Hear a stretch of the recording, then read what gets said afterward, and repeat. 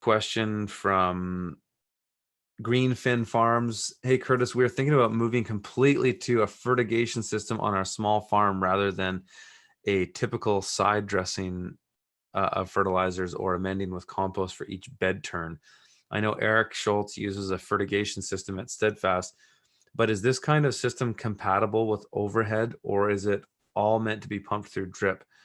There doesn't seem to be much research on topic of overhead fertigation, but making the full quarter acre a drip system feels like it would be a chore. Let me know your thoughts.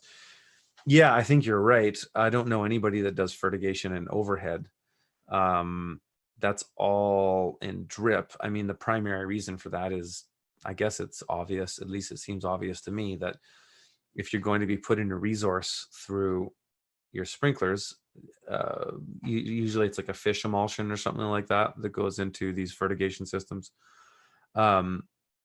You'll use it a lot more effectively if it's in a drip system, and because putting fish fertilizer on the foliar of your crops is not an effective use of that fertilizer. It's a waste. It'll evaporate or dry up.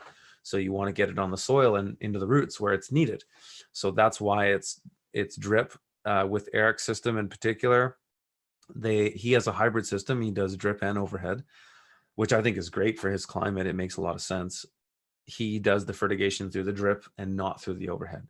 So that's why it's just more effective that way. So I don't, maybe if you were running compost tea or a compost extract through, maybe there'd be a case to be made that you could do that with overhead.